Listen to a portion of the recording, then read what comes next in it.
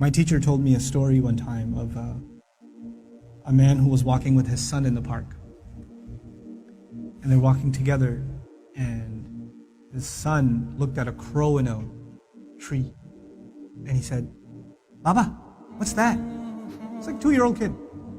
Baba said, "It's a crow." And he said, "Baba, what's that?" And he said, "It's a crow." "Oh, okay." "Baba, what's that?" "It's a crow." "Oh, a crow. What's that?" "It's a crow." It went on for 10 minutes. He asked him 30 times, he counted. Dad kept a score, and he put it in his little journal. "My son, today we were walking in the park, asked me about a crow 30 times. It was the cutest thing in the world." 30 years go by. The son is not 2, the son is 32. Father calls him, "Son, can I come over?" "Dad, it's not a good time right now." "Son, just bear with me. I just need like 10 to 15 minutes. That's all I need. Just go for a drive. I need to talk to you about something." Whatever. You know what? Okay, fine. So he comes over, gets in the car, they go over, drive over to a park. "What's this about, Dad? Can you tell me quickly? I got things to do." "Just take a walk with me, son. It's okay." You take a walk. You see a crow in a tree. The dad says, "Son, what's that?" "Seriously, Father? It's a crow." "Oh, son, what's that?" "Is this a game? I have things to do, okay? It's a crow. You can't see, I just got you new glasses last month. Why is this happening to me? Dad, why are you so difficult? I don't understand what the problem is. Just tell me what you really want. I'm busy, okay?" The dad pulls out his journal. He says, "Son, this is something that happened 30 years ago. We were walking down this park. You saw a crow. And you asked me 30 times. And I gave you a smile every time. You couldn't handle twice. What are we giving our parents?" I'm not even bringing Allah into the picture. The fact that Allah mentioned Himself and then mentioned His parents is, you think about that. What have they done for us and what have we done for them? What have we done for them?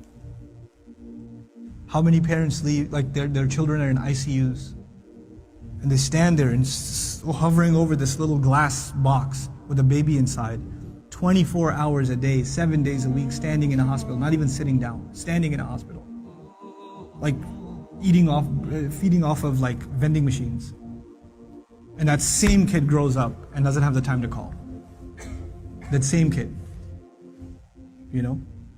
How many mothers almost died giving birth? Almost died giving birth. And now it's so difficult to respond to her call. Or to just give her just a couple of minutes a day. Just let her feel a little important. You know how unfair that is, that you were the most important thing to them and they are so insignificant to you? How unfair that is?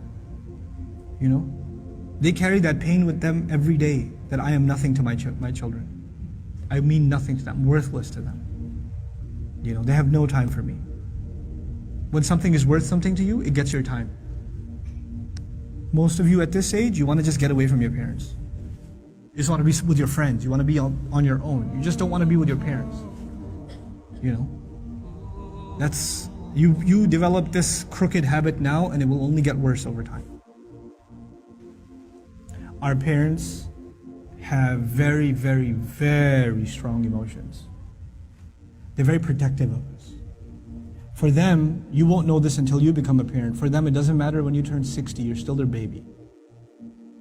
They still remember changing your diaper. They still remember feeding you milk.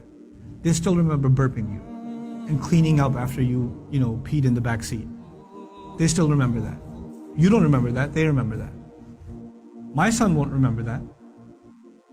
I was like, I gotta go. Then all of a sudden he stops complaining. I'm like, oh, time to roll down the windows.